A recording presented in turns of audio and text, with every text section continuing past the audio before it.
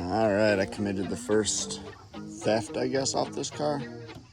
I've been having vacuum issues and all that type of stuff with this car for a long time. I guess I should have probably tried addressing it sooner, but sometimes it would work itself out and sometimes it wouldn't. So I'm gonna dig in here and see if I can't swap this brake booster out and find out how much of a pain in the bit that's gonna be, because I'm really trying to take off as little as possible. We'll find out. I feel like this is one of those moments where I'm supposed to document what it looked like before. And not just the dirt, the beautiful black paint that everybody likes to put in here. It's not my style.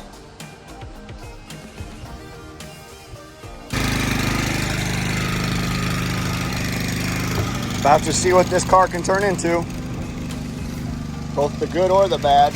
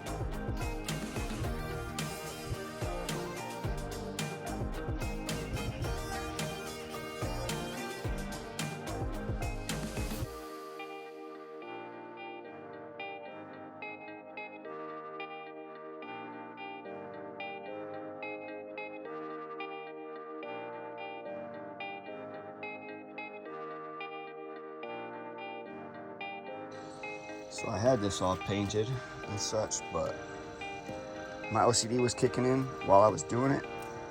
The main reasons, I don't know what was used, but there's like a lot of textured spots. I tried just sanding one down for an example, but it's like super noticeable to the point where like I have to try and do my best.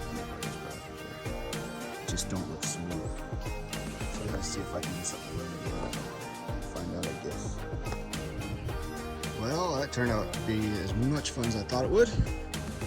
Still working on it, but got a lot of it off, but that crap is thick in some of these spots. Whatever it is. Whenever I spray it, it like peels.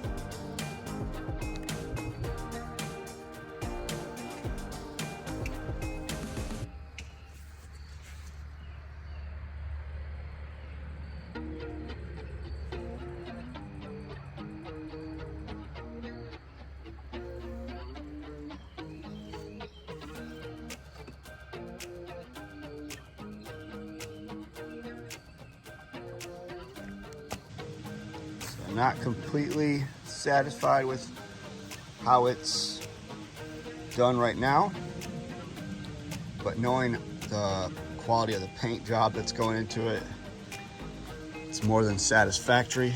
Some might say, why you have it where it's at, why not, finish it up, do it how you want. Well, there's going to be multiple changes coming that will affect this front end, so that's the short reason. On another edition of What Can Go Wrong, do things by yourself without the right equipment. Here's the end result of the car crush. It is crushed. The front wheel's gonna have a little turn action on its own. That one's not turned so much. And the alternator's out in the Jeep, plus the back tire, it don't get traction like it used to. So, hey Mom, gotta borrow the old truck real quick. Hopefully it's as Ford as you say it is, because it's about to need all that power to push this broke, janky thing up on there. So yeah, there's the empty car grave. There's the car. I might be just as shocked as you, but it made it. I probably would have pushed it up a little bit farther, but I couldn't get the bumper to go over without like adding a board or something, so just left it. But I think it's salvageable. Get the right guy on there, he'll fix her up. No problemo. See you later. Let's see how this works. It's got enough roof. I think it's gonna drop. Scoop it. You don't want those tires? You sure? Look at that one on the back. It's good. It's still on the bead. Okay, instead of being unrealistic about what I can afford, or maybe even have the knowledge on, I'm going to be realistic and go at this with the best of my ability. I've messed with wiring harnesses before, but obviously the cars are a lot older. Some of that stuff's a lot, weaker. Some of it don't even carry current like it's supposed to, all that type of stuff. I'm sure that's not even the right terminology, but y'all get what I'm trying to say. So I have had several parts cars, and instead of, again, taking on more than I can do or screwing stuff up, I'm gonna go through these spare harnesses and clean them up to the best of my ability and double check the wires to the best of my ability, because the car I got is a shell recently. Apparently had a draw that nobody could find. This one has a draw, and it might be simpler than the wiring harness, but I definitely went through the engine harness on this car, and almost every single pigtail in the engine bay, right where any of the wires bent where the coating wasn't, it would be bare wire.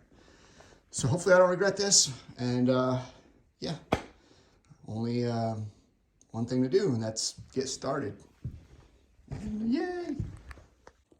Oh, just breaking Gumpy in. He's learning how to help. He likes to do wiring, I guess. Do ya? Do you like it? Gumpy. Gumpy, you like wiring? Yeah, you like wiring, don't you?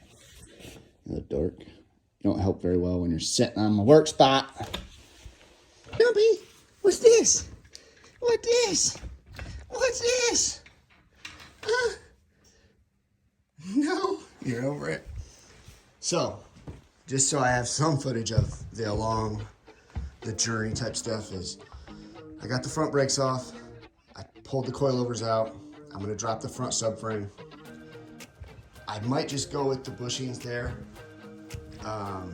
There's a guy local to me developing, well, he already had a jig for it, but he's gonna potentially start making them again, but I'm not sure when exactly that'll be. So for now, I'll focus on just cleaning this one up, and I'm gonna pull the rear subframe too. I did order the rear subframe. He's offering that though. It's a big difference. That's supposed to be here around springtime.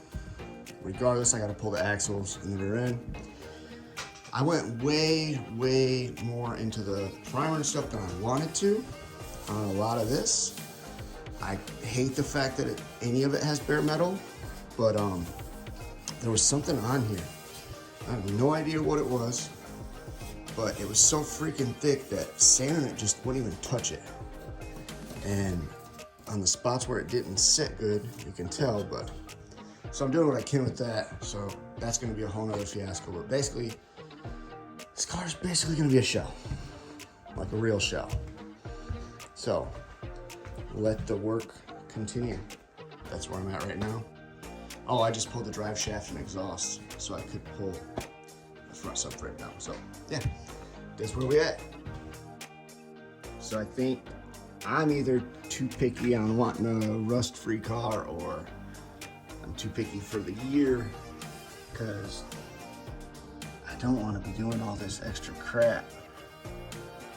But it's hard to see, but right there was some, and I mean some of it's deeper, like leaving pivots and stuff, but damn it, just is what it is, I guess. Gonna be part of the battle of owning these older cars, huh? So on the list of things I probably shouldn't be wasting my time on, but I'm gonna waste a little bit.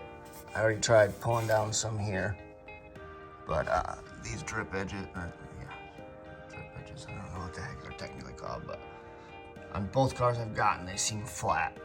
Like somebody just purposely jacked them up and then hit it up. So I'm gonna try to see if I can't straighten that out a little bit. See how that goes, right?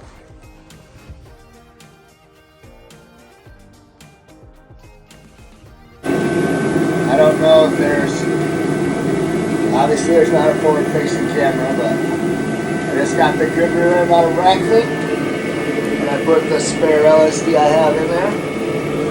And regardless, I'm going to try to sell it as an auto shell, so it needs to have this here in a minute, but it's helping out a lot. Just really understanding the car in the garage thing.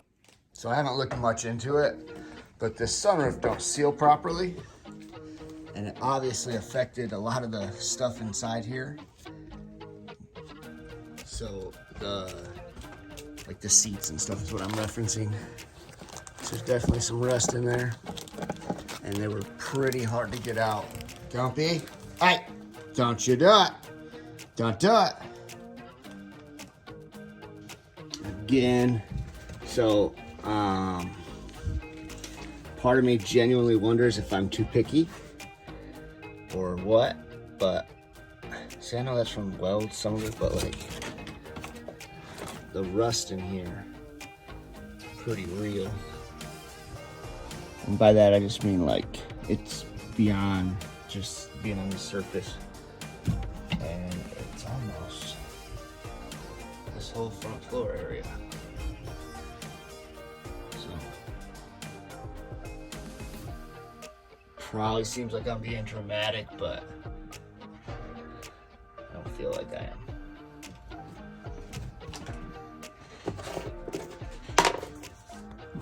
So the sound deadener came off in one piece, which I can't remember exactly what this is for. But there's definitely some crustiness inside this car, damn it. So I'm obviously doing this the stupid way, but a lot of this, gosh, I don't know, it's not undercoating. It's like a sealer. I think it's a unibody sealer. I don't know that to be 100% because it's in very random spots that, in my opinion, serve no purpose sometimes, but what do I know? But this car hasn't been wet. I don't even know the last time this car's been wet. It's been months, and it's dripping. That's crazy to me.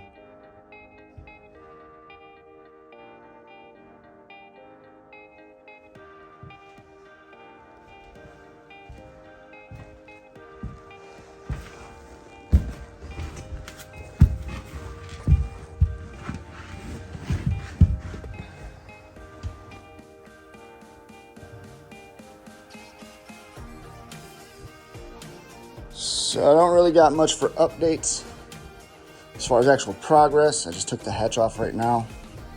That's awesome. That's fun doing stuff by yourself, ain't it? Good times. Anyway, a lot of this stuff is just dirty, but it'll be cool to, because this has actually got a little bit of rust in there from where, again, rust is relative. I feel like I'm the only one who thinks rust is rust. I don't have rot. But I just want video as it goes.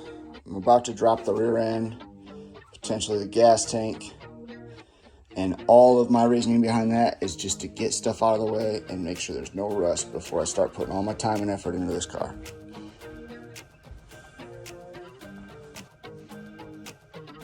One more update for the day.